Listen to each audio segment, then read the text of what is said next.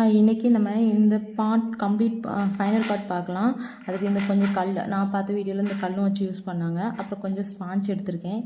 இந்த ஸ்பாஞ்ச் நான் வாங்கலை, பழைய பொம்மை இருந்ததில்ல, அந்த பொம்மை யூஸ் ஆகாத பொம்மையில் உள்ள அந்த ஸ்பாஞ்சு இருந்தால் அதை நான் யூஸ் பண்ணிக்கிட்டேன். அதுக்கு ஃபஸ்ட்டு என்ன சொன்னேன்னா இன்னொரு பார்ட் இதோட பேஸ் நம்ம எப்படி செஞ்சோமோ அதே மாதிரி இன்னொரு பார்ட் நான் செஞ்சு வச்சுக்கணும்னு சொல்லியிருக்கேன். இந்த பேஸ் மாதிரியே நான் இன்னொரு பார்ட்டும் செஞ்சு வச்சுருக்கேன்.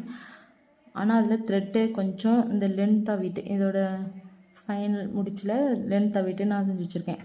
இப்போ என்ன செய்யணும்னா இந்த ஸ்டஃபிங் எடுத்து கொஞ்சம் ஸ்பாஞ்ச் இதில் எடுத்து இது உள்ளே வச்சுட்டு இந்த கல் எதுக்கு வைப்பாங்கன்னா கொஞ்சம் வெயிட்டாக இருக்குங்கிறக்காக வைப்பாங்கன்னு நினைக்கிறேன். இது கல் தானே, சரி நம்ம வைப்போம். அதுக்கப்புறம் இதையும் இது மேலேயும் நல்லா எவ்வளோ ஸ்பாஞ்ச் வேணுமோ அவ்வளோ ஸ்பாஞ்ச் வச்சுக்கோங்க.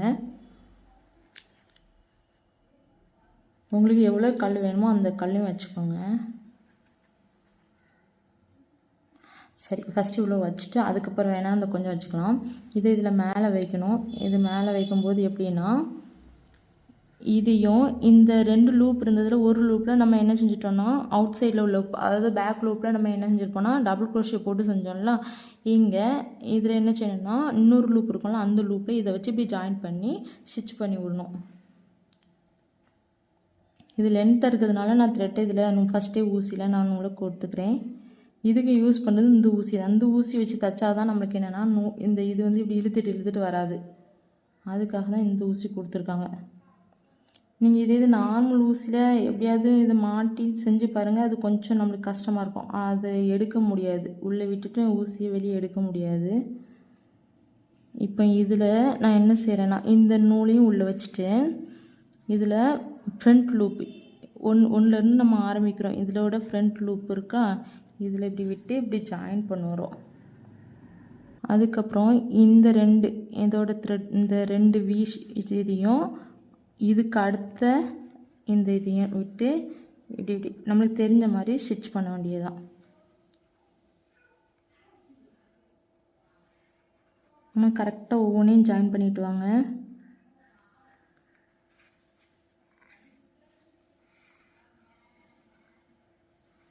நான் ஒரே கலரில் தான் இந்த மேல் பாட்டும் எடுத்திருக்கேன். நிறைய பேர் என்ன செய்கிறாங்கன்னா இது ஒரு ஒயிட் கலர்னால் சாண்டில், இது வந்து சாண்டில்னு சொல்கிறாங்க மண், இதுக்கு வந்து இந்த கலர் எடுத்திருக்காங்க. இல்லைனா இது ஒயிட் கலர் இல்லைனா ஒரு பீச் கலர் அந்த மாதிரி எடுத்திருந்தா இது இந்த கலரில் அப்படி எடுத்திருக்காங்க, மாற்றி எடுத்திருக்காங்க. எடுத்துகிட்டு நான் இதில் இந்த 2 வீ ஷேப்பையும் சேர்த்து தான் நான் கொறுக்கிறேன். நம்மளுக்கு தெரிஞ்ச மாதிரி நம்ம ஜாயின் பண்ணுவோம். எனக்கு ஃபஸ்ட்டு இது கொஞ்சம் பெருசாக தெரிஞ்ச மாதிரி இருந்துச்சுலாம். இதை நம்ம கம்ப்ளீட் பண்ணும்போது இது கரெக்டாக தான் வரும்.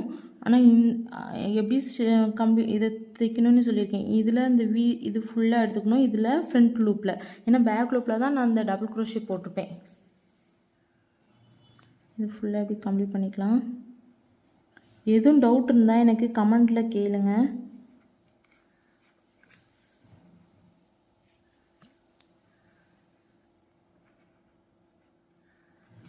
இது இன்றைக்கி இந்த இதுக்கு பேர் ஸ்டஃப். இது எவ்வளோ 100 கிராம் எவ்வளோ போட்டிருந்தேன். எனக்கு அது வந்து இது நான் ஆர்டர் பண்ணி வாங்கலை.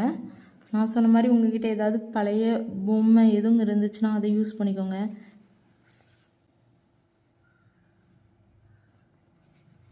இந்த த்ரெட்டு கொஞ்சம் நல்ல லென்த்தாகவே விட்டுக்கோங்க. ஜாயின் பண்ணும்போது என்ன கவனிக்கணும்னா, இப்போ ஒரு இடத்துலேருந்து ஸ்டார்ட் பண்ணேன்னா இதுலேயும் 36 இது இருக்கும், இதுலேயும் 36 இருக்கும். கரெக்டாக அந்தந்த இடத்துல தான். இதில் இதை ஃபஸ்ட்டாக எடுத்துக்கிட்டேன்னா இங்கேயும் இதை ஃபஸ்ட்டாக எடுத்துக்கிட்டேன்னா அடுத்தது எடுத்து கரெக்டாக கொடுத்துட்டு வரணும். இது ஃபுல்லாக ஒரு 3/4 ஜாயின் பண்ண அப்புறம் இன்னும் கொஞ்சம் இந்த ஸ்டஃப் வேணும்னாலும் வச்சுக்கலாம்.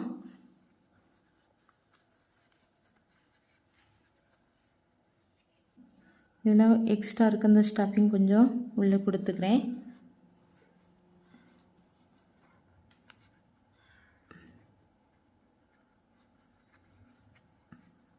இந்த இடத்துல முடிச்சு போட்டுட்டு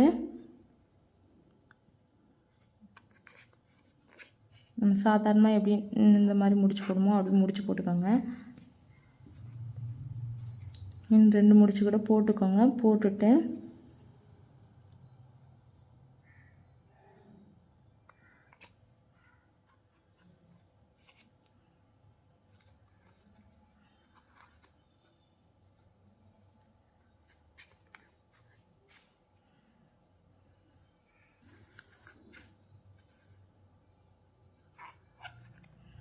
இது முடிச்சு போட்டு இந்த நீடில் உள்ளே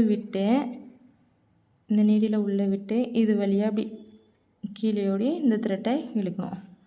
இழுத்துட்டு இதை இப்படி கட் பண்ணி விட்ருங்க.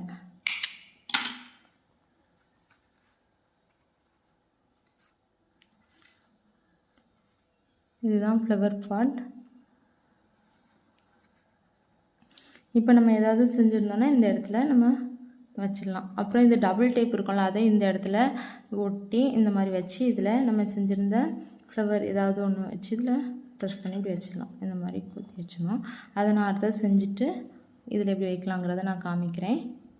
நெக்ஸ்ட் வீடியோவில் பார்க்கலாம்.